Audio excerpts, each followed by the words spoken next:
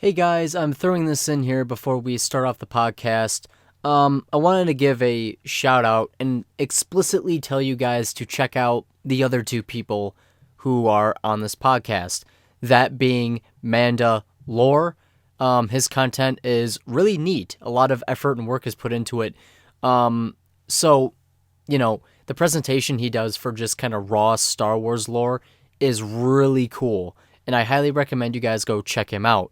And with that said, the other person who I'm doing this with is Somraptor, and he's been the person who's been doing all the different art for that I've been using. So with the exception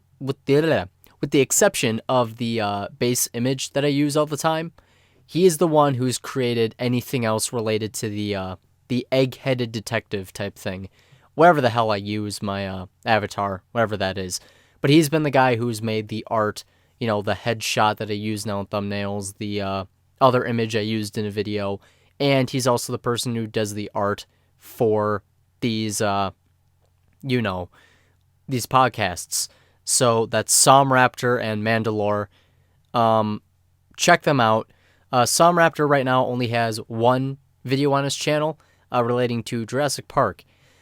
And, his channel is just starting to kick off. And for all intents and purposes, guys, Somraptor is, like you guys. When I was really early on doing my stuff, doing my early videos, he contacted me and went, "Hey, I have this idea. Do you want to get on board with it?" I'm like, "Sure." And that's when I had like 100 or so, or a few hundred. He's a cool guy, and so is Mandalore. They have a lot of knowledge, and it was, it's fun talking to them. Their links to their channels will be in the description. Unless I kind of mess up when I'm going to bed when doing this, but whatever. But yeah, links to their channels will be in the description. Check them out, and then judge for yourself what you want to do. So yeah, I just wanted to say that out front. Sit back, relax. I hope you enjoy the podcast. I'm going to shut the hell up for now, but then talk more in the podcast. See you guys. Hello there. Welcome to the Cantina Roundtable. I am Somraptor. And today, I am joined by BOOFIRE191. Hello, everyone. I am BOOFIRE191. This is not a pre-recorded. Continue. Continue. And by Delta, I'm sorry. a.k.a. Mandalore, a.k.a. Ted Larkin, a.k.a. whatever a.k.a. else you are. Sukhoi. And before we start, I just quickly want to give a shout-out to the Council Forcecast for inspiring this. Like, Antoine Bondelay, Jenserai 1, you guys, you're great. Like, the audience, if you are ever looking for definitive answers on who would win a lightsaber duel, those guys are the ones to go to, because they're outstanding. That outstanding / astounding in one word. Yes. My God. But yeah, so today we're talking about a wide variety of stuff, and recently I dipped my toe into the world that is Star Wars theories, especially theories concerning Rey and The Force Awakens, Last Jedi, all of that. And I gotta say, I do have some problems with the Star Wars theories that have been coming out in general. But before I become a negative Nancy, what about you guys? What are your thoughts on Star Wars theories in general, the stuff with Rey, just anything? Anything you could think of. Well, the thing about theories, I wonder, because if I ever wrote anything, like, if I ever wrote a series, I'm 100% certain that someone would have figured out the entire rest of the story before the next installment came out. Because, like, for example, I'm 99% sure that at one point in development of the sequel trilogy, Snoke was supposed to be Darth Plagueis, but so many people hopped onto that theory that they've now abandoned it. Or at the very least, they've said they've abandoned it. So, I've said this to you before, but so when that theory started to circulate that he's Plagueis, I think there was an official statement saying that he wasn't. Yeah, right? Pablo Hidalgo said so. So we hear that. We hear an official statement from them saying that that's not the case. But here's the thing. J.J. Abrams, he directed The Force Awakens, and he probably has his hands a little bit on the direction of, Last Jedi and the direction of this trilogy. Because, if you're going to start it, you're probably going to have an idea where it's going to end. But with that said, J.J. Abrams also directed Star Trek Into Darkness. And before the movie came out, people were saying, the character Benedict Cumberbatch was playing was going to be Khan. And this got so popular and it was so widely accepted that the studio came out and J.J. Abrams and all of them said that, no, this is an original character who is not Khan. But then the movie came out and this proved to be wrong. So there's a possibility he's Plagueis. There's a possibility that he's just some dude. I've heard another theory about what he is, but that's a whole other can of crap that I'll be getting into in a moment. But yeah. Could it be a reborn Emperor Palpatine gone horribly Oh, we're wrong? going full Dark Empire, boy. Oh, God. Well, they've been ripping so much off from Legends at this point, I wouldn't be surprised, but I'm like, why don't you take some of the better stories from Legends? Not that Dark Right. Empire wasn't a good story, it just... I have mixed Really, idea of Palpatine mixed being feelings back? on the story. The story itself had a lot of cool stuff with it, but the crux of that E-wings. story, Palpatine coming back with clones, Yeah. I Luke love it and turning hate to it the at the same dark time. side. right? Anyway, back on topic. Well, there is something with that, ripping off previous, Legends material, or incorporating it, however you want to put it. So, talking about Rey theories, one of the things that's kind of been chapping my ass are all the theories that state that she is someone's lineage. She is the daughter or offspring or descendant of insert character X in here. I have seen so many goddamn videos. I haven't watched all of them, but I've seen so many videos who say she is so-and-so's daughter, revealed the truth behind... We've all seen the videos. We all have. And first off, I fundamentally don't like the idea that she's someone's descendant because it kind of breaks away from, in a way, the heart behind Star Wars. Because it's basically this idea that Star Wars has kind of adopted, but I think a lot of EU and other materials have kind of lost the point that Star Wars isn't so much about legacy. Your legacy isn't what makes you great. Because when you think back upon the original trilogy, Luke Skywalker was the hero. He was an amazing guy, but he started out as just a guy. He was a farm kid. He was your average, ordinary, just your average, ordinary teenager, wanting to go see the world, but he's trapped on this small farm. And through the trials, tribulations, and sacrifices of the film, he is able to rise to the occasion and become something greater.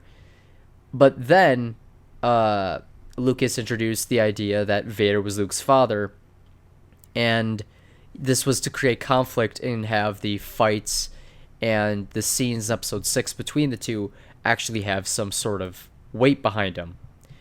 The fact that Luke was Anakin's son didn't make him great.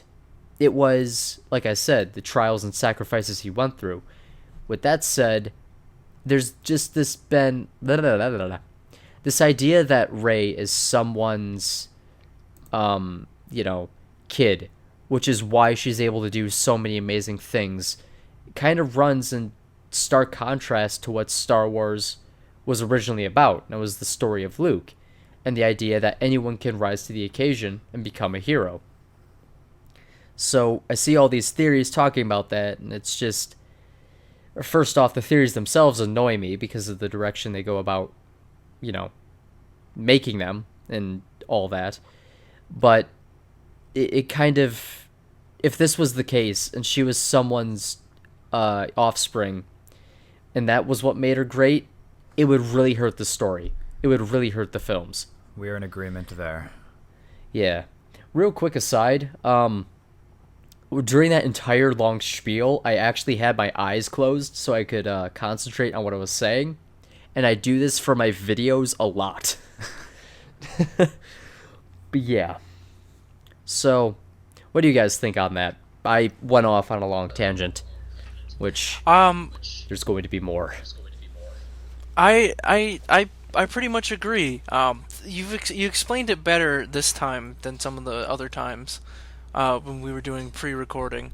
But this is our second attempt, everyone, and that's because I was able to. I worked it out the first time, and I was able to say it this time around. Yeah. But I feel like with Rey, like the focus on her parentage, it takes away from that connection with Star Wars to the essential hero's tale and Joseph Campbell and Arthurian legends and Tolkien and all those connections that George Lucas, put into Star Wars, all his inspiration, if you will, for Star Wars. I feel like you lose some of that connection when you focus more on lineage. And people will say, "Oh, Star Wars is a soap." I mean, even George Lucas has said Star Wars is a soap opera. It's about families. Well, really, is it? It's it's more about rising up to the occasion, fighting what is wrong to. It's like Star Wars didn't start, like, despite the myth that George has created, the idea that Star Wars was supposed to be from the beginning, this 3-act, 3-episode story, it wasn't. The first film was supposed to be the only film, and it was supposed to be about the story of Luke, this individual rising to the challenge and doing something, like, it was a kind of a traditional hero's journey of a story. And then the movie did amazing. So then he expanded upon it, and the idea of Vader being Luke's father came later. Yeah. The idea that Star Wars... yeah. No, sorry. Evidence to that is there's actually an old expanded universe novel called Splinter of the Mind's Eye, which was basically... in the case that Star Wars didn't do so exceptionally well, it was going to be a sequel, but like made for TV or animated or whatever, and that never touched upon the idea that Vader was related to Luke. Okay, so real quick, 2 things. And this is less to do with the in-universe explanations and more to do with the real-world explanations. So the reason why I say that Star Wars was supposed to be a single story comes from a book. I forget the name, but I think it's like The Secret History of Star Wars, and it's behind-the-scenes information and things like that. With that said, the book you described, I believe, was the original first draft of the second Star Wars film. Because at the time, Fox wanted a sequel to Star Wars, but traditionally sequels are cash grabs. It was going to have a smaller budget. It was going to have, and it was going to take place on one planet, and it was basically supposed to be a standard, 70s, 80s shitty sequel follow-up that it didn't add too much to it. And that story that you've mentioned is more or less that script that then got reworked into an actual story. Precisely. But then, fun fact, I believe Star Wars, The Empire Strikes... So, Lucas eventually didn't want this to happen, and he basically got funding... The Empire Strikes Back became an independent film. It got independent funding from different sources, Lucas himself, from the success of the first film, and Empire Strikes Back became like one of the most, if not the most successful independent film in a very long time, or period. So, yeah, that it just lends credence to the idea that Vader was never supposed to be his father. Indeed. Sorry about that. No worries. Film history. I love that shit. It is interesting in its own way. But even though, like, I prefer, like, learning about in-universe Star Wars stuff, it is quite sometimes interesting to see what's going on behind the scenes. right. It's like out of universe explanations can lend itself well into figuring out why there's something weird going on with, in universe stuff that it doesn't make much sense. And then it is also fun when an outer universe mistake is fixed by an in-universe explanation, which is why we have the Ruzan Reformations. Oh, and all yeah. Oh, my. Yep. I love that. There's some clever people out there, man. Oh, yeah. Hey, it works. It did. And it created a few stories that are pretty goddamn good. Yeah, and like, I just love that stuff, because and then it managed to, like, tie in old stuff, like, because it manages to tie in, like, Dark Forces, then the Darth Bane stuff, and then, like, fixing the issues introduced in the prequels, and, like, clever people, man. Yeah. That is a talent. But, like I was saying, this idea that Rey is someone's, offspring, it's lazy, and it kind of takes away from the heart that is Star Wars. But that isn't the most egregious theory out there. But before I break into that, you guys, or at least some, you've not subscribed to a theory, but you have a theory that I myself for a while agreed with. Do you want to explain that a bit more? Which one are we referring? Is it the Chosen one? Chosen 1-1. Oh, yeah. So my previously preferred Rey theory was that she was actually the reincarnation of Anakin Skywalker, or at least the Chosen One in some form or another. I liked it because it would be the first time in Star Wars that the concept of reincarnation or something like that would be appearing, even in the expanded universe, to my knowledge. Right. And first off, the prequels, even though people enjoy them, I myself enjoy them because I grew up with them. There are still a lot of problems with them. Oh yeah.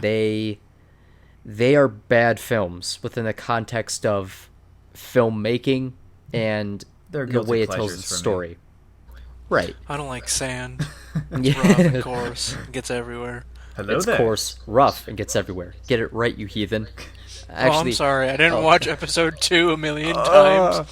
shit. I actually gotta watch that, or else vengeance is gonna be laid down upon me, because I fuck up lines from it all the time. But I've just one of the learned things from that all I the really prequel memes around. I can by heart talk about the tragedy of Darth Plagueis the Wise. It's a Sith legend, Yep. I prefer the tragedy of Darth Sand the Wise. He could influence the midichlorians to create sand. Is it possible to learn this power? Not from a Jedi. Oh, He had such a knowledge of the sand. Okay. Jesus. Oh, Oh, dear. God. But one of the biggest missteps in the regards to storytelling was making Anakin Space Jesus the Chosen One. That I didn't like. Well, here's the 'Cause- thing. Yes. I liked how the Clone Wars Multimedia Project did Anakin. They had him be his whiny little bitch self in Attack of the Clones, and then through the different comics, the novels, the books, and the original Clone Wars TV show, they had him Mature. Grow. evolve a bit and mature and grow up. And I feel like, I am the best pilot in the order. yeah, basically. Obi-Wan's like, no, you're not. Prove it. Pixar didn't happen. So, I kind of disagree with that from a legend standpoint. But here's the thing, though. I completely agree. This concept of him starting off as a little shit and then growing up through the trials and horrors of war, that could have been done without him being a literal chosen one. Like, here's the thing. It does come down to, like, you could keep all of that the same. Just throw away that prophecy, and it could work. You know, keep Anakin, this really sweet, kind, charming kid, because we know he's going to become a monster. Then in episode 2, he's had a, he has a lot of arrogance because he's strong in the Force, but then have that become toned down as he becomes more compassionate. He grows up through war. And then, yeah, that could all stay the same. That's all cool. Just him being the chosen one was kind of a misstep. And if Rey is the reincarnation of a chosen one, of Anakin, I think that could work because I think out of all the theories, that could be kind of the best one. Because we know she has the ability to really fuck everything up, to become a monster just like Anakin. But yeah, I don't know. Yeah, that theory I find to be. I used to really like it because it would it explained like why she had that whole massive vision when she touched Anakin's lightsaber, because like it originally reminded me of Quinlan Voss's ability of psychometry, but it wasn't exactly like it. Right. But yeah. Only Kafar can have that, if I understand correctly. Oh, is that so? Well. Yeah, I think it's a trait exclusively to the Kafar. Well, I stand corrected. But By Jove. But right now, it's just enhanced by his the Force theory... abilities. Oh. When I did my video on Quinlan Voss, I researched into it a little bit. Huh. Interesting. Neat. But yeah. But right now, my preferred theory is one introduced by BOOFIRE, actually, that she may actually be a wound in the Force, just like the exile from KOTOR 2.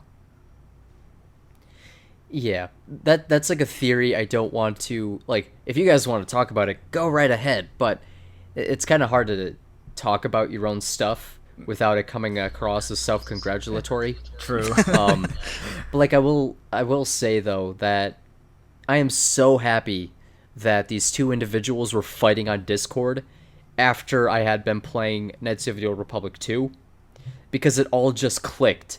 Because I'm like, I'm typing out like a devil's advocate defense of Rey using Knights of the Old Republic 2, and then I'm just like, holy shit. So I took the video that I was working on, editing the audio, and it just stopped.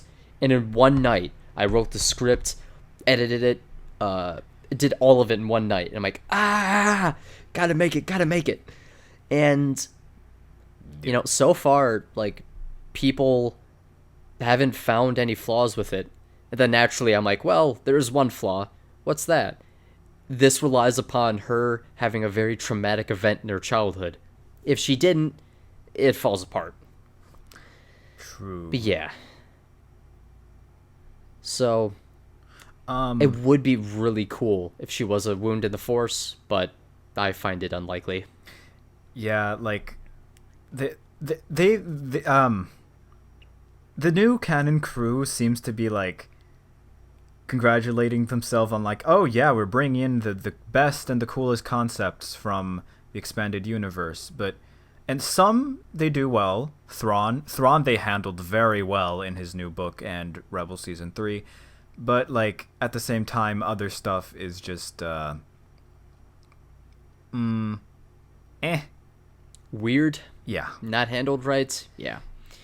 Like, one of the things, and I think we may have talked about this before, but it's like Rebels they're trying to redo, or at least fix their mistakes that they did with the Mandalorians with the Clone Wars, but Put a band-aid over it.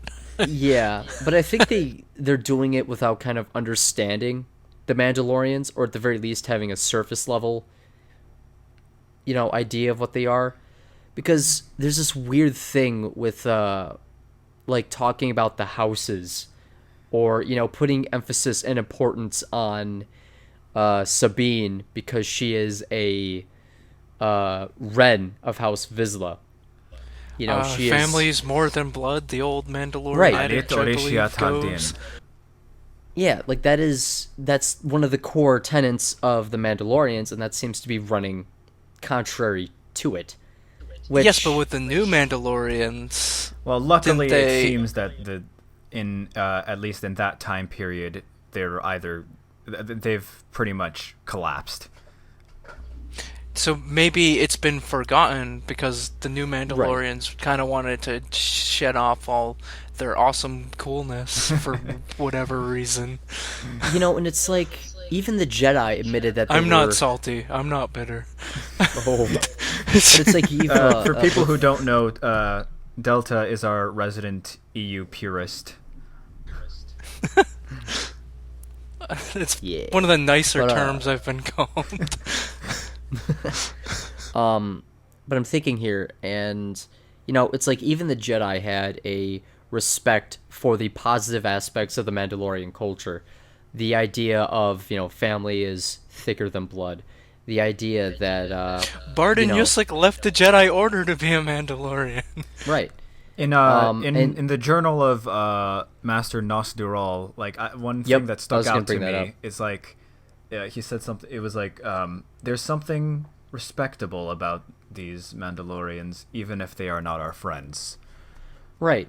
And then when you look at Duchess Satine, a monarch, an unelected monarch, ruling over the Mandalorians, who there's a very clear and defined, like, it's important that her nephew is her nephew, because he's, like, next in line and shit like that. Yeah, because in That is Legends, troubling. bloodline is not really that important, because adoption is extremely common. If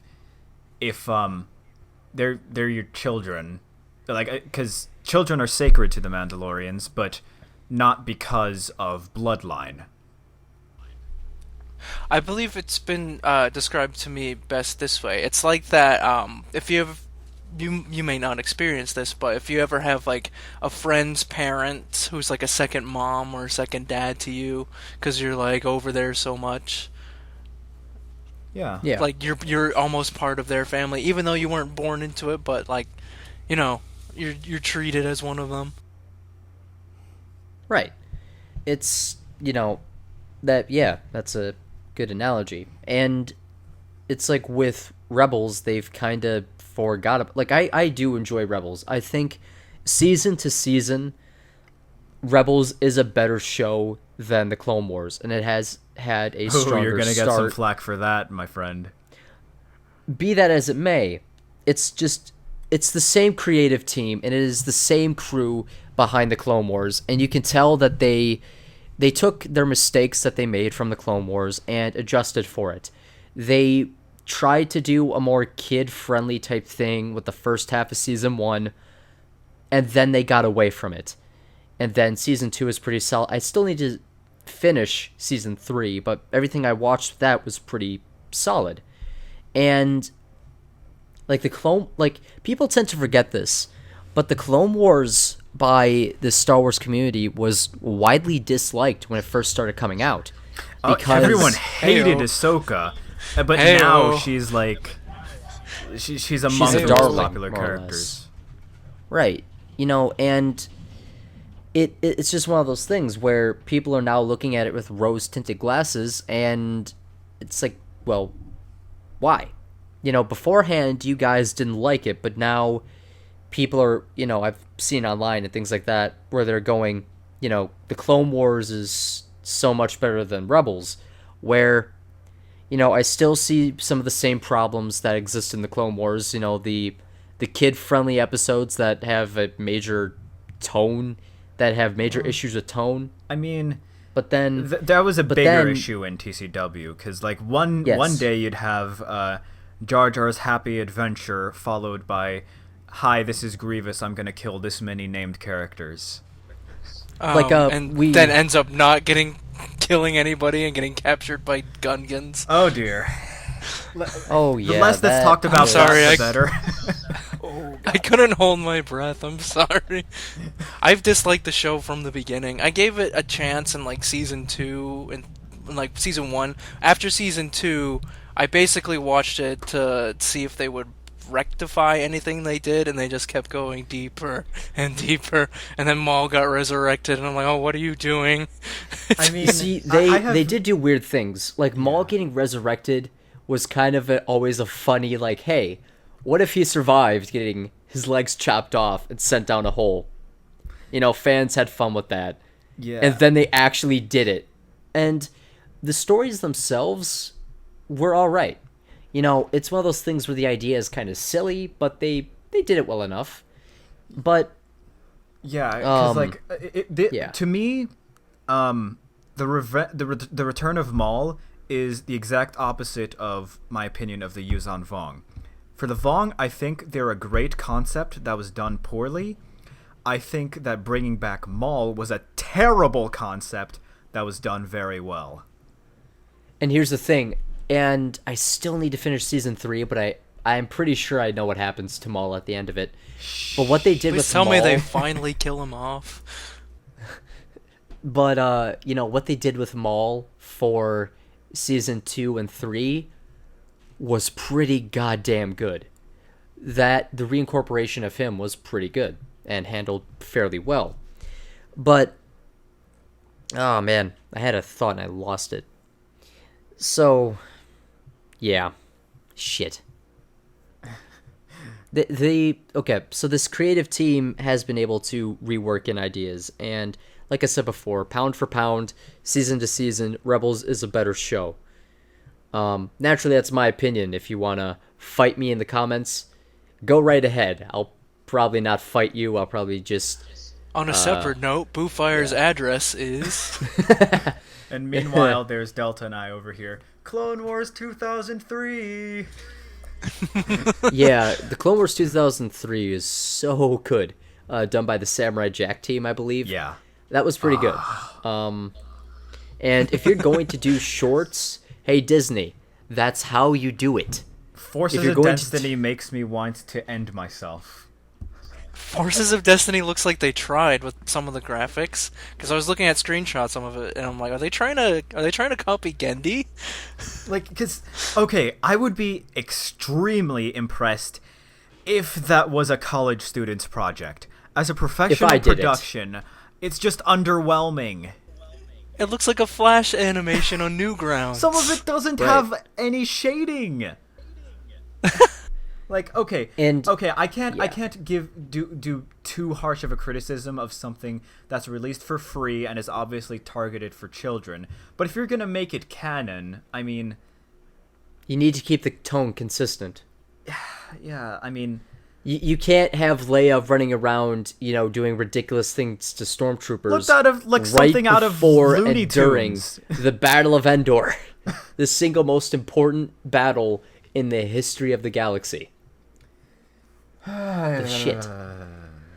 So I haven't watched it, and maybe one day I'll do a video talking about something related to it. But like I said, just if you're gonna do animated shorts, take note, Disney. That's how you do it. You keep the tone rather consistent. You keep the characters consistent, and what you then do is you make sure your animation is top quality. Because even though it's shorts and you're releasing them for free, you need to make goddamn sure that it's high quality. You need to leave a good impression. But, yeah. And then there's Disney would be turning in his grave if his cartoonists were doing that. Yeah, and also, you know, people who defend the show, when people go, you know, ask an honest question, So I'm relating this to a comment. I'm gonna bring this back around to Ray theories. There's some logic to this, but I was reading comments, going through it, and one guy in the trailer of this series asked a very sensible question, and it's rather fair. And he went, "So if you guys are dedicated to equality and diversity, why is it every new piece of media?" So he listed off the movies, Star Wars Battlefront 2, Forces and Destiny. Real quick aside, the fact that Fantasy Flight is releasing the Star Wars RPG called Force and Destiny keeps throwing me off, and I hate that. But then, and with this Forces of Destiny, why is it all of these properties just have females and not males? If you're trying to be equal, you seem to be doing it wrong. There's a big shit storm in this comment chain. Oh boy, get ready. But here's the no. I'm not going to be talking about that. Get ready for the triggered exogorths. Right, but basically, this kind of ties into a worry that I have with this new theory that I've heard that a commenter kind of showed to me, and apparently it's backed up by evidence that comes from leaked material. So I don't really believe many leaks, but when some of them kind of get traction, there tends to be something to them. So one of the earliest Star Wars Episode 7 leaks was Rey and Finn find Luke Skywalker's lightsaber and try to track him down to return it. Lo and behold, this more or less happens. I mean, kind of. Not in the way you're thinking, like a crazy road trip adventure, but it kind of comes true. So this theory basically states that that Snoke is the living embodiment of the dark side. And Rey is the living embodiment of the light side. I will commit Sudoku Not the if living... that happens. Yeah. Sudoku? So, yes. I will draw a Sudoku board on my chest and abdomen and stab myself accordingly with the numbers. So, I don't actually know how to play Sudoku. Oh, too math-based for my taste. Oh, get good, scrubs. Nah, but... So, she isn't the embodiment of the Jedi Order, which is an organization created by sentient beings which has flaws. No. She is the according to this, she is the living embodiment of the light side of the Force, i.e., she is the living embodiment of good. And right there, you lose me. Because one of the issues that people have been having with her is Episode 7, incredibly overpowered, and she comes across like a Mary Sue. I'm still more or less reserving my judgment until 8 and or 9 come out. But if this ends up being true, if you make her the living embodiment of good instead of the reincarnation of, Anakin, then you've lost me. Because you no longer have a character. You have something that seems to be agenda-driven. Now, this is probably if this turns out to be true, this will be a video where I talk about this more in depth. Just letting you guys know that. But this idea that she is just born special, that she is born a majestical, amazing being, and she can do whatever she wants without earning it, it ruins the films. Going back to Luke, he was a farm kid who had to fight and struggle to become what he was. If Rey is able to do it right off the bat because she is born just incredibly special, the movies lose tension, they lose urgency. It is a bad idea. One of the good things, one of the enjoyable things in Star Wars is seeing characters change. Take in Rogue. Side note: in Forces of Destiny, Jin was entirely out of character. Forces of Density. Oh God. It sounds like a physics book. Oh dear. No, I'm thinking about the video game Destiny. And for the longest time, people who mock it would call it density. And it's funny because Destiny 2 is coming out soon. And, yeah. No, but she's entirely out of character in that. And no, you know, forget the rant. No, but it's nice, like, seeing at the beginning of Rogue One, she's entirely selfish. Did I say shellfish? She is not a gastropod. No, you said selfish. She is not a gastropod. She's fairly selfish. Yeah. But learns to, you know, work with the rest of the rebellion and actually, yeah. But here's the thing, like, this is... Whoa. Everyone speak for a moment. Hello. Okay, sorry, I saw your thing flash on Discord, but nothing was said, so I'm like, oh boy. What happened? But, okay. Oh dear. So, like, this maybe one day get into, like, a film discussion, but I guess, you know, Rogue One, I didn't get the biggest sense of Jin's character, but I did think she was a better character than Rey.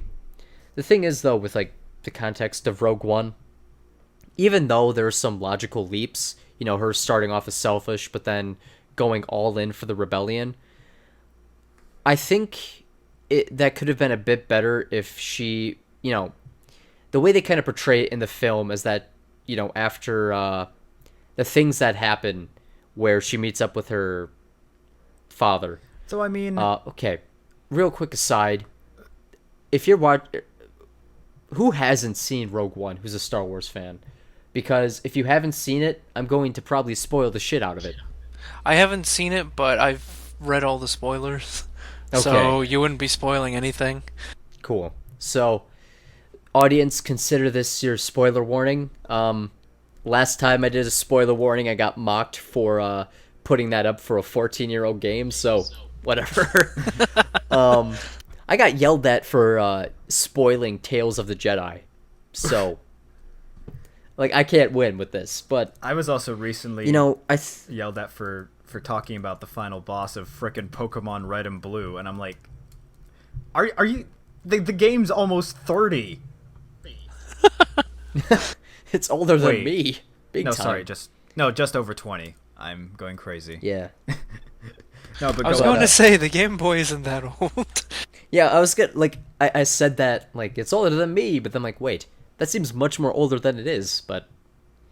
Wait, so, like, just going to Rogue One, the idea that she starts off selfish, she meets her father, and, you know, dies.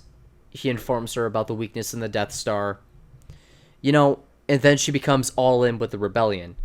You know, she was going there, she was kind of helping out the rebellion so she could find her father and save him. So then after that point, when he dies, I think they should have played up more instead of her going all in with the rebellion. I think the film would have been a bit stronger and given her a bit more character if she wasn't helping the rebellion on, what's the planet? Scarif. Yeah. Taprawa. No, like, she didn't go to Scarif because of, you know, she's now all in with the rebellion. I think if they played up the angle that she was going there for revenge to just see her, you know, see out her father's plan, I think it could have been a bit better. Because Jin's character on the whole, I feel like she was a bit underwritten. I think the characters on the whole in that film were a bit underwritten. Well, I mean, that's excusable because unlike the main Star Wars series, I consider Rogue One to be less character-driven and more setting-driven. That's true. Like, if so I recently watched Dunkirk. I couldn't tell you really anything. Well, I could tell you some things about the characters. But they had very little lines. It was more about the event.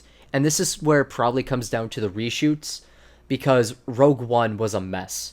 Behind the scenes, when you learn about it, it was a disaster. And it still turned out better than TFA. Yes, the fact that the film turned out, you know, pretty good is a testament to shit getting done.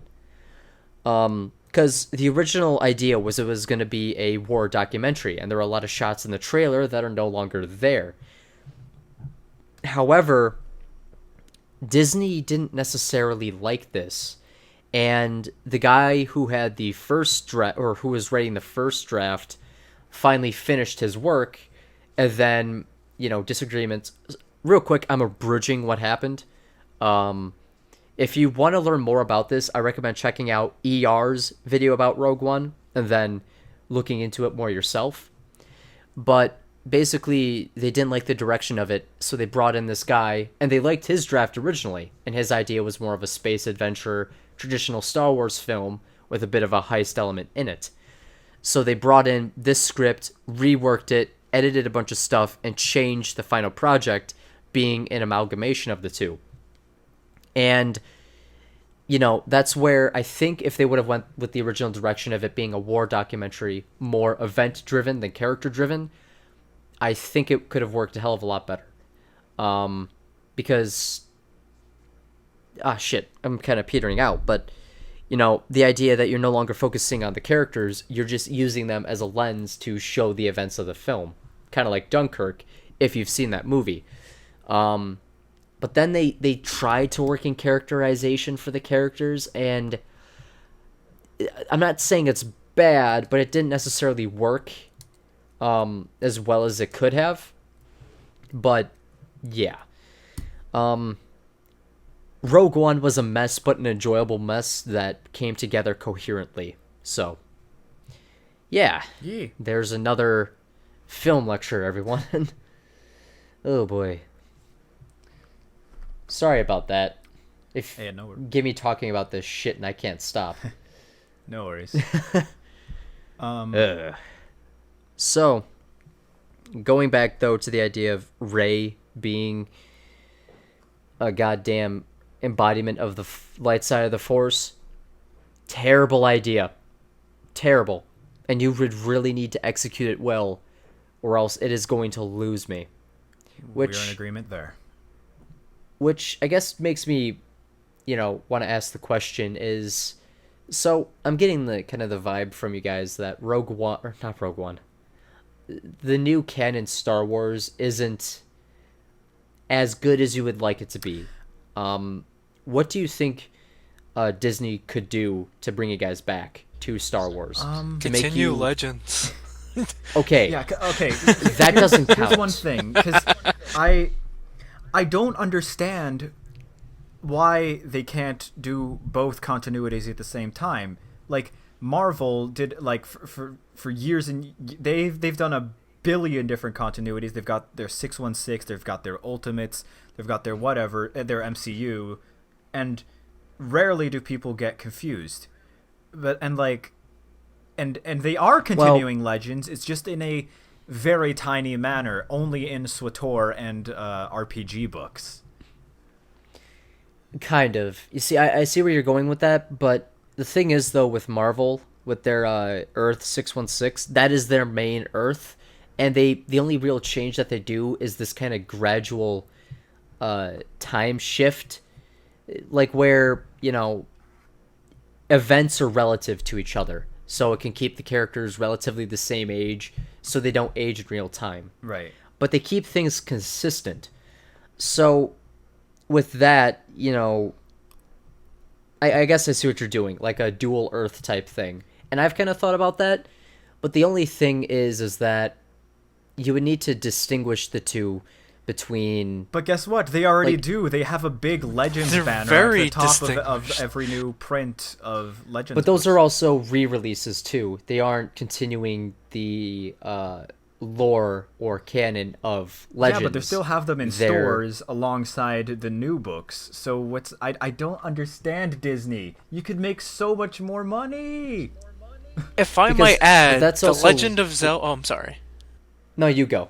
If I might add, the Legend of Zelda franchise has 3 timelines going on simultaneously. So if they can do it, I don't understand why Star Wars can't. Because, here's the thing, though. At least from how I view it, at least as of right now, what I can see them doing is, first off, they would not do a continuation of Legends with film. No. That's not what, or that's not what I'm asking saying. for that. I just want to do like I know what you're saying. Books and RPG and like Comics. Books and comics. Bring back Video Dark games. Horse. Bring back video games. We haven't had a big Star Wars game aside from Battlefront in like 5 years. What was the last big shit, Star I want to Wars say game? even longer. Was it like Force Unleashed. Force Unleashed 2? 2. Force And Unleashed Force 2. Unleashed 2 was kind of bad. And it was shit. Yeah. Wait, was SWTOR before or after? That was after, but Oh, okay. So I have a hard time counting Star Wars: The Old Republic as a game. Like, what else can it be? I mean, like, that sounds harsh, but like it's an MMO. I know MMOs are Oh. games, but I I know count what it you as mean. Its own as its own category. thing. like a In a weird way, multi-platform big AAA title is what you mean. Yeah. More or less. You know, like my point I'm getting at is so for Legend of Zelda and comic books, you have fans who can keep track of that shit. Now, it would I don't be cool understand if they why would Star bring Wars it back. can't do the same. We keep track of it just fine. It's just that one Yes. continuity isn't continued. It's the same way Right. that. Oh, hello. No, I'm Yeah, listening. we're here. We're Oh, listening. I lost you guys for a sec. Ah, Sorry. But continue. Yeah, no, but like I just don't understand why they can't. If they think it's going to confuse kids, I mean, if a kid picks up a Superman comic, they're like, why isn't he like he is in Man of Steel? Or like that's not there's how general it works. understanding there. But here's I guess the one thing though is with that is Like at least until the canon came out, you know, everything Star Wars, with the exception of Infinities, existed in one universe. Yes.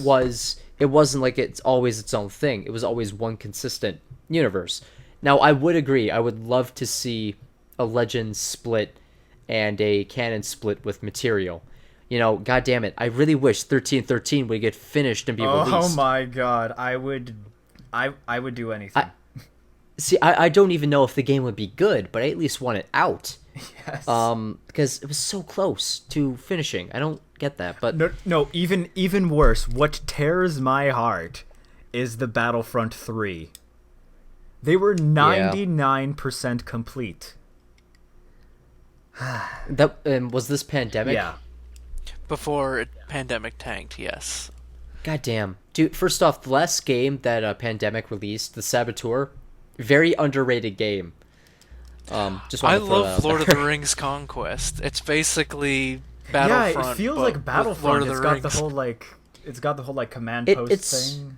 Like Yeah, it's a more watered down Battlefront, but I would agree. Yeah. it was fun. But I guess I'm trying to get into the mindset of why Disney wouldn't continue Legends as its own thing. And the only thing I can think of is Star Wars draws in a lot of, just average people. You know, people who just like the films, and then True. they see a Star Wars game, so they pick it up for their kid. And what I'm getting at is before all of this happened, before this split happened, it all existed in one continuous universe. Now, I guess what they're worried for any type of confusion happening, which could mess up their bottom line. The universes and I characters don't are very know. distinct, though. But yeah, and here's the thing though too, is with Star Wars, is that with the exception of the shit that happens after episode 6, everything from old canon could still fit. For the most part, because I mean, actually, well, no. yeah. One thing that pisses me off, they said, "Oh no, I believe someone said like the major reason that KOTOR isn't canon is because of like Sith ghosts and stuff. Because like George Lucas said that Sith can never become ghosts, but like, okay, but Night Sisters can. What's up with that? That's a good point. And here's something though too. Sith ghosts appeared before episode 1 came out with Tales of the Jedi. Yeah. What people like, here's something I would need to get Mark this all straightened Aragnos, out. Exarch. Mark Aragnos. Yeah, that's the thing. People actually kind of forget this, but the inspiration for Darth Maul's dual blade lightsaber came from Exar Kun. Yeah. Because from what I understand, Tales of the Jedi came out in like 90. 5? It came out before 99. Yeah, it was fairly early. Yeah, unless I'm mistaken, like, someone on the art mid-90s. on the Phantom Menace arts team was like, "Hey, check that out. From the comic." So it's one of those things where it was, Lucas retconning his shit like he did with that's the thing. The prequels, They are chock full of EU references. they're chock full of it, but they also contradict what was kind of established in the EU as well. Yeah, like it led to big confusion debate on whether did George Lucas like the expanded universe or not. I agree with Matt Wilkins on this and say yes, he did. I say no, because, okay, why would he, for no reason other than shits and giggles, change Korriban to Morabond? Okay, that annoys here we the go. shit out of me. Here we but go. There is probably yeah. George Lucas was not as involved in TCW as people think he was. Well, I mean, he was still making feature-length films at the time. He was producing it. Basically, all he did was really pay for it. He pretty much let Filoni run the show. Yes, he would sit in on writers' meetings and he'd give suggestions, but Filoni would either take his suggestions, tweak them, or he'd just all out. He never commanded anything. The only suggestion that he really pushed Filoni for was he wanted Jar Jar in some of the episodes. All he wanted was for him to appear, not for him to have several Jar Jar themed episodes. So with that said, though, too, because I believe correct me if I'm wrong, but I believe the last film. You can't say George Lucas corrected Moraband to Korriban.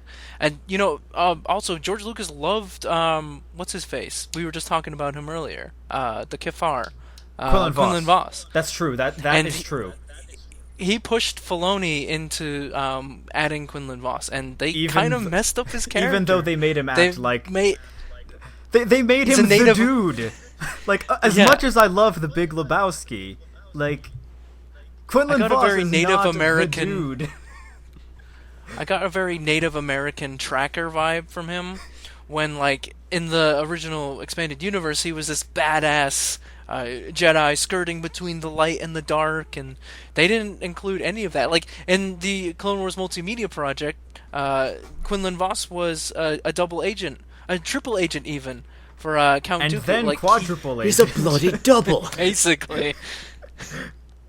He went over to the Separatists to pretend to be one of Count Dooku's acolytes. Dark Acolyte, yeah. And he ended up falling, more and more inward toward the dark side. Yeah, to the point where even he didn't know where he stood. That was interesting. And then we got to see him be brought back, and then I am Quinlan Voss, and I am a Jedi. That scene. Yeah. A little too late though, because that was right after Order 66. Whoops. Hey, that's when you need the Jedi the most. And then we didn't hear anything else from Voss. That does say something about. Yeah, go on. Boo, I've lost you. I can't hear you. Shit, can you hear me? Come in. I can hear you. This is Echo Hello? 419. Do you copy? Yo, can you hear me? I hear you now. I hear you. All right, I see what's up. There was a weird connection lag. Oh, okay. But it was a real quick aside going, if there ever was a time for the Jedi for someone to admit that they were a Jedi, it's when they all die. That may sound bad, but that kind of speaks to his character. The day before, a week before Order 66, because remember, I am a Jedi. In Revenge of the Sith, bang, shit. Obi-Wan was Master Voss has moved his troops to Kashyyyk? Boss Pity. Boss Pity. Which is also referenced in the Star Wars Obsession comics, which I was really pissed about because they changed. They changed everything about that comic. They changed everything. They changed. Because Ventress died in that. Well, sorry, no, she didn't die. She didn't die. It seemed like she died. Went off into the unknown regions after. She kind of slowed her heart rate, but before that, she warned Obi-Wan about the attack on Coruscant. And then Adi Gallia died in that one? Or was Grievous it killing Adi Gallia, they retconned that. They pretty much retconned, except for Asajj Ventress' name, they retconned her whole character. Yeah. And which is a shame because that was a fun comic. The whole Battle of Boz Pity thing. Yeah. I really like Alpha 17. He is an interesting character. Rex was going to be Alpha 17. He was, but there were too many people with A in their name. Anakin, Ahsoka. My opinion on that is just axe Ahsoka, and then there you go. But or spell R2 as R the letter and then 2 the number instead of ARTOO. But that's just me. I mean, it would have been real nice if they had R2, Anakin, Ahsoka, and Alpha, because it would basically be the A-team. Yeah. One thing I do want to say, though, at least back to a previous comment about George not being involved because he was working on films. Correct me if I'm wrong, but I believe the last film he worked on was Red Tails, and like the retcon about Moraband came around. Shit, I want to say like season. But there's no 5 or evidence. 6. There's no evidence you can present to say that he physically changed it. Well, no. I mean, he said it sounds too much like Coruscant, and people will get confused. He did that? Yeah. from what I recall, it was something that he did change, and I didn't know the reason behind it. Okay, I believe that George likes some of the EU, but disregards what he chooses, and I have mixed feelings on that, because he created the universe. He totally should have the right to do what he wants with it, but at the same time, it's kind of weird to, disregard the contributions of something people have created out of love of something you created. With your signature, your okay, your thumbs up. They went ahead and did this. And it's like, this is shameless speculation, but I have a feeling George liked the EU before and while making episode 1, but then as the prequels came out and were getting lambasted, then things like Knights of the Old Republic, the Jedi Knight games, all of those coming out and people were loving them, seeing that probably left a bitter taste in his mouth. That's a possibility. I honestly think he kind of stopped caring about the franchise after Revenge of the Sith. That's very possible. That's my opinion. He sold it. That's my but like I feel like he was losing interest way before 2012. That's possible. Yeah. I mean, I don't know. Because, like, even with the whole... That's just my opinion. I have no evidence to back that up, but that's my opinion. Oh, yeah. And, it's like, I don't want people to misunderstand me. Or at least, the idea of just saying everything that happened before is non-canon, like, that decision by Disney was probably the right one. Because being forced to adapt stories that are already out, first off, people would know the ending. You would have kind of an issue that you kind of run in with comics, where the reinterpreting the story, it isn't very creative, and you're probably going to piss people off if you do it wrong.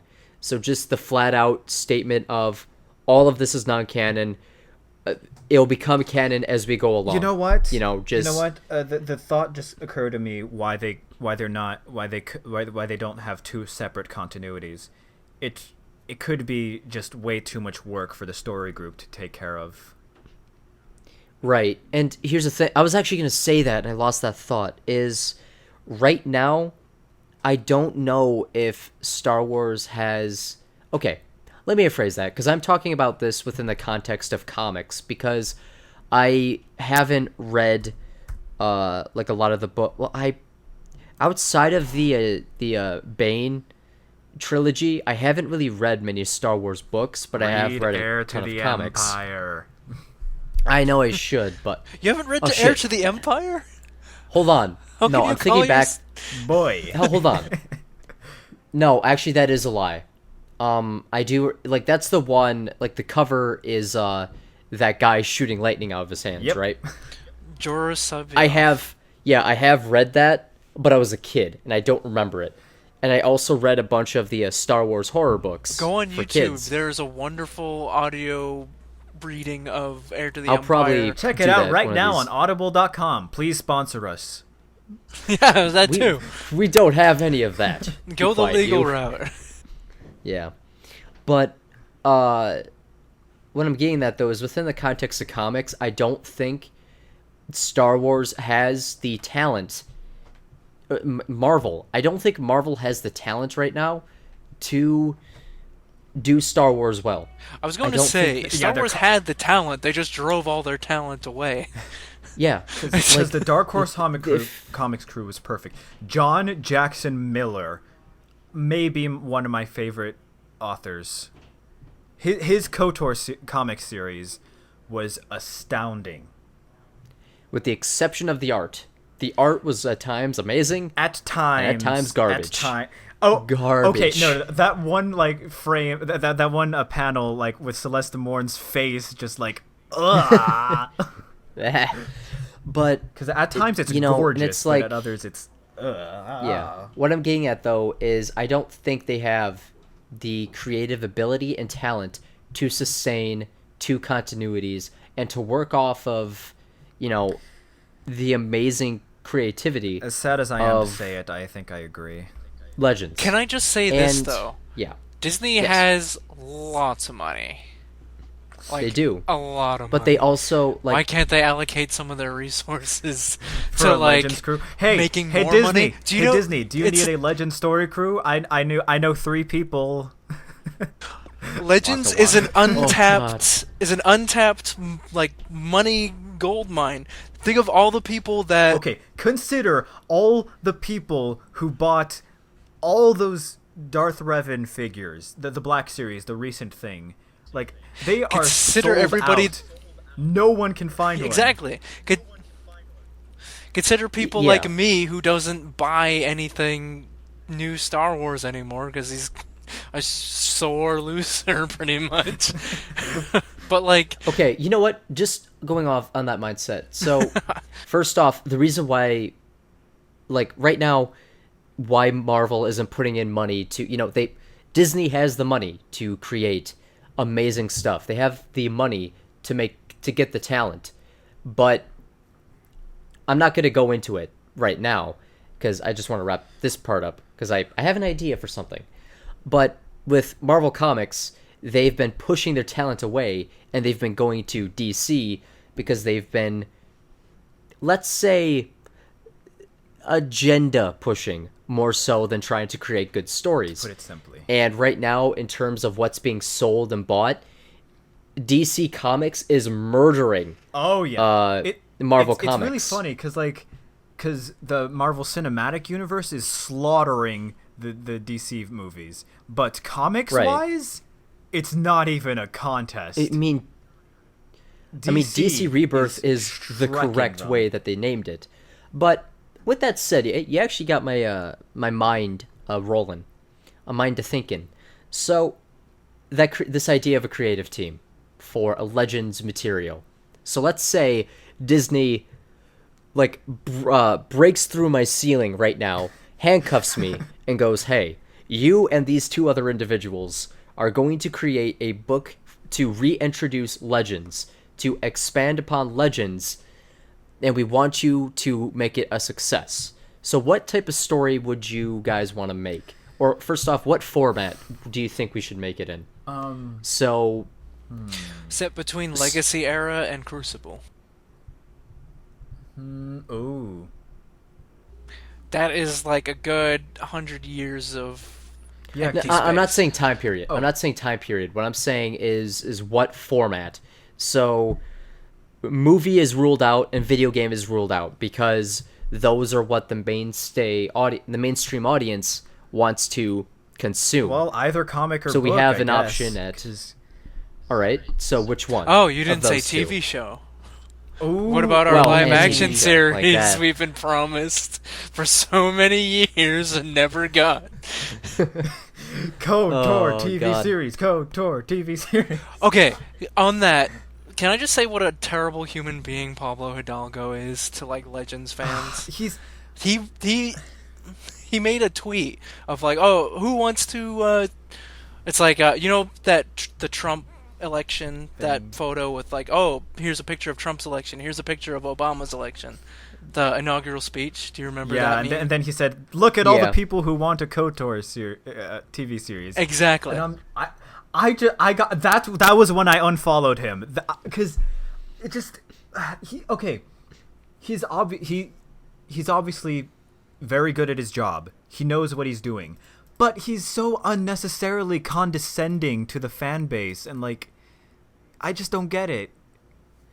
Oh man, that doesn't beat freaking Chris Weitz from Rogue One. His goddamn. Oh no, let's not Twitter get crap. into that. And Mary Witta. But yes, that's a different topic for a different time. Chris, So I believe I haven't heard about this. Chris Weitz and Mary Witta, they were the major guys behind the creative team of Rogue One, and I believe like writers.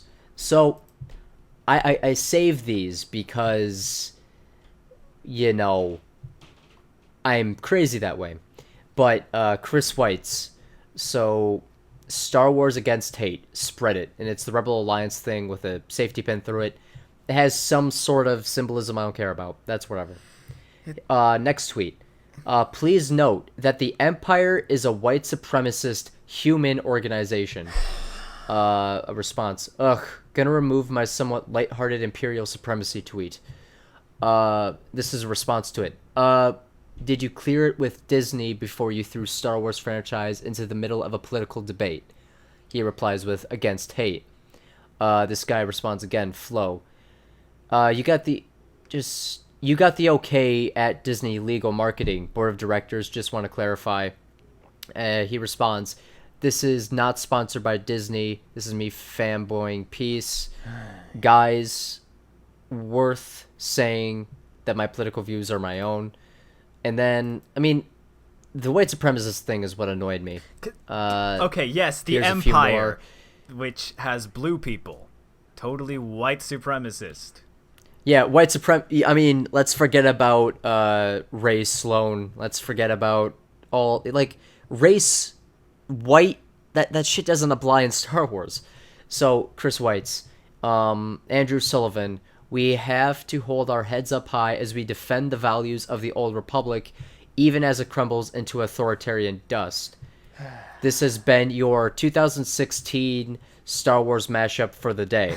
So, for those who may not know what he's getting at by stating that Trump is the emperor and that our democracy is now going to fall because of this. Yeah, they need to stay out of politics. Yes, just please. Yeah, and then stop. this. Like, people, you can hold whatever view you want. I don't care. Just keep it out this is of great. our shit. This one's great. This is from Gary Witta, who is also another Rogue One guy. At Nordling CC. More concerned about a pretend comic book Nazi than the real one running for president. So, this is kind of going back to this idea that Rey is, you know, her being the living embodiment of the Force, and why I don't think that them doing this, if they did this, why I don't think Forces of Destiny, I don't think these are the reasons why I don't feel like they are coming from a creative place. I feel like it's being agenda driven because you have people like that behind the scenes of Star Wars doing things like this. And then you get Marvel Comics on the Hold, which is a whole other shit can of stuff. And it really makes me worry about Star Wars on the whole. But yeah, I just, you got me I guess I got myself going with that about tweets and shit. Yeah. So, I'm sorry. I don't know about the tangent. Nah, it's good. Yeah, no worries. But I guess because we're slowly closing in, or we're at 1 hour 11 minutes. So to kind of wrap this up, let's just pitch a show idea, or let's pitch an idea. I'm of the mindset of doing a comic. What are you guys at? And we'll go from there. I would like a show that could prove a show. It's Shit. exactly what people want. The freaking KOTOR series. Okay, let's do a show. All right, what year or what time frame? Can I say something? Even if it's not live action, if you could have the quality of animation of the Tor trailers, I would be fine with that. That's okay. way more expensive than even live action. Because Blur Studios, right. Apparently it's like $3 million per 10 seconds or something. Oh my. It's nuts. Disney's got the money, don't worry. we'll just say a show for right now. So, okay, time period. Screw it. You gotta give the KOTOR. Old Republic era It's some what love. people want. Okay, so when you say Old Republic era, what do you mean by that? Either Mandalorian Wars so- or like the Jedi Civil War.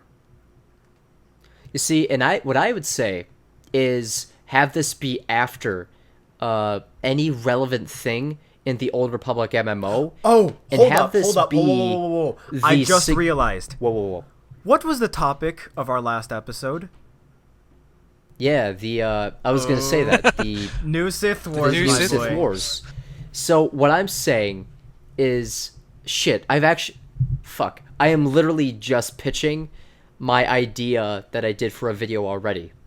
So what I say is, let's say we do a show where we see the fall of the Sith Empire and the slow collapse of the Republic.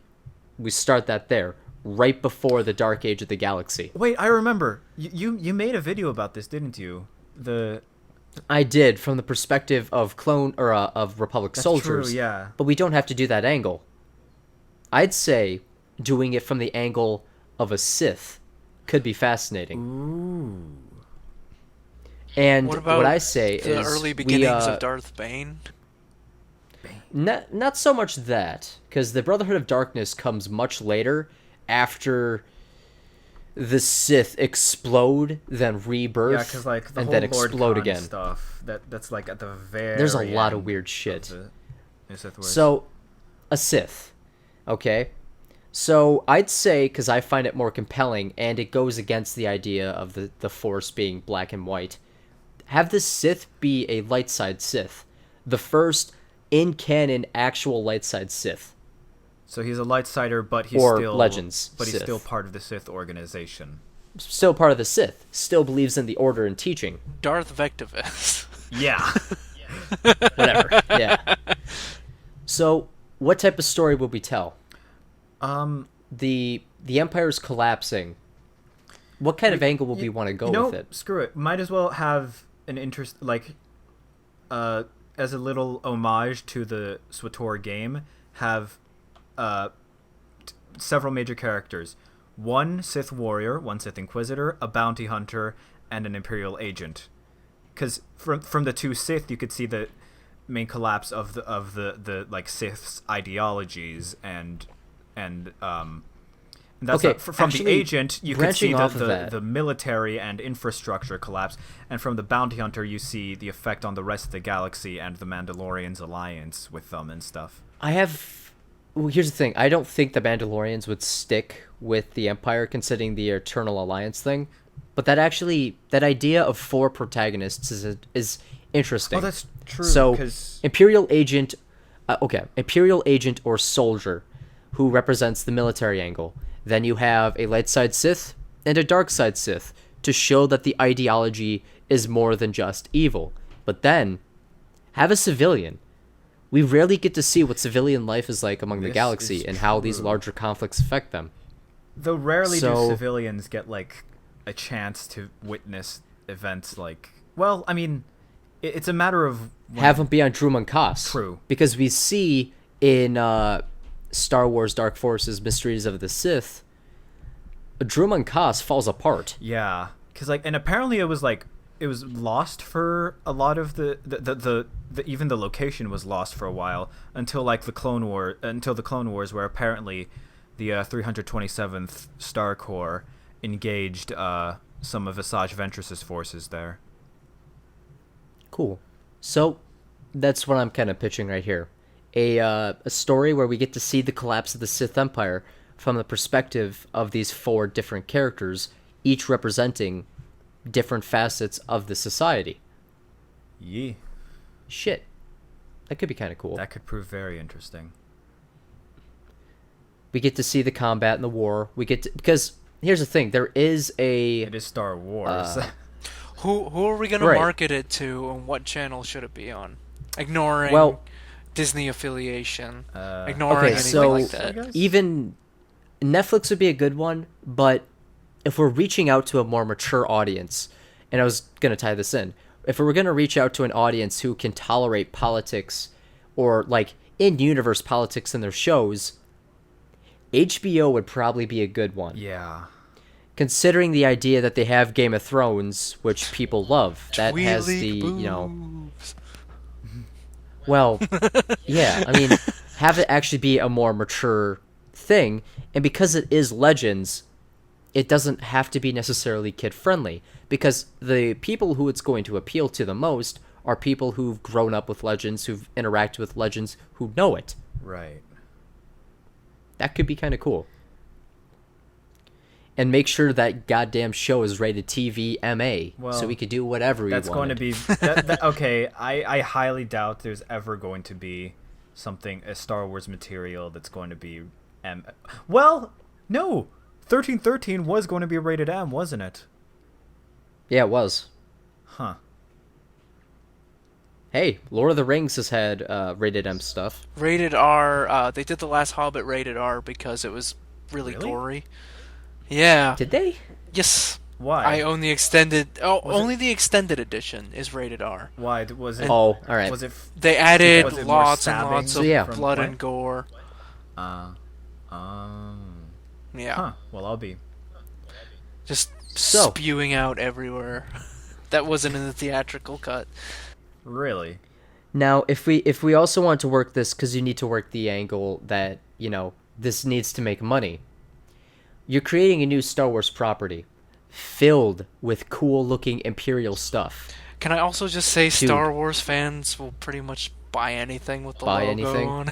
Right, and this could also appeal to, you know, kids who want to get that cool-looking Sith Trooper guy, you know? Yeah. Yee. All right. Well, kind of a different direction than we were going to take it. When we previously recorded, we didn't do this. We talked about Star Wars Alien Exodus, and another thing, but considering this is closing in slowly on an hour and a half, I think we should probably wrap it Yeah, up. perhaps we'll do and that next time. For sure, Yeah. we will do it. Alrighty. But yeah, so Well, any last thoughts before we go, guys? I think before we close, we should, you know, tell the viewer audience about a little bit about ourselves, what we do on the interwebs, the worldwide net, if you will, because we didn't Yeah. really do that last time. Oh, So I had a feeling like if I was watching this podcast, I'd be like, who are these these three nerds? That's fair. What do yeah. they contribute So- to society? I'll since this will probably go up on my channel, I'll introduce myself quick. I'm BOOFIRE191. I make stories about Star Wars and other things. I do analyses, whatever, of Star Wars and other things. And then sometimes I do opinion pieces where you get a pretty clear idea where I stand on things. My channel's schizophrenic. But yeah, that's what I do. okay. Well, Um, I'm a Sombraptor, artist, sci-fi nerd, and meme maker extraordinaire. You'll probably know me as Mandacorian on Facebook. I make spicy Mandalorian memes almost every day. Go check it out, please. Oh, God. Yeah, you some of them dank ass meme. Oh yeah. But also, I'm an artist. Commission me if you like. I need the money, please. Dun, dun, dun, dun. And yeah. I'm Tad Larkin. I run a YouTube channel called Mandalore. I also run a second YouTube channel called Captain Fordo. That's more my personal YouTube channel where I do rants and I'll do Lego videos every now and then when I have the space to do Lego videos, which hasn't been in like a couple years. I also I can't believe how many views those gotten. Like millions. That made me poop my pants. I when I saw loaded that. I loaded those with tags, and I don't know. I want to do one someday in the future with like all the programs and stuff I have available to me now. I can make a really good high quality Lego Star Wars animation, and I think I would like to do that again someday. I also do Dude. mods for Star Wars Empire at War. I have the Star Wars Clone Wars mod, which I will be releasing 2.0 of probably some point this year, and I'm also working on the Legends mod, which is a very Holy shit, wait, you're one of the guys who works on those? yeah. Fuck, man, dude, the Clone Wars mod is sick as shit. Not the Holy crap. not the Clone Wars mod. I did work on that. I did map work for that. But Yeah. my friend Ozzy667, he's the one who did that whole mod. And Shit, man. but I did the Nice. Clone Wars sub mod, which while the Clone Wars mod is based on TCW, mine's based on the original 2003. Yeah, I've seen that around. So I do Cool. that one, and I'm working on the Legends mod right now, which is a very what's the word I'm looking for? Time consuming. Well, yeah, time consuming and Ambitious project. ambitious. Thank you. I was like, A, it starts with an A. Parsnip, parsley, parley. That's the one. But yes, ambitious. Very ambitious project that probably will take a long time to complete. But yeah, so that's me. Well, all right, All right. gentlemen. Shit. Uh, That's pretty awesome. Actually didn't know that. Yeah. Oh god. What did I do? all right. Well, retroshemi vade. See you later. Yeah. Yep. See you guys all next time. This has been the Cantina Roundtable podcast. I hope you guys tune in next time, whenever next time will be. We'll see you guys around next time. Next Goodbye. Time, next time. Bye.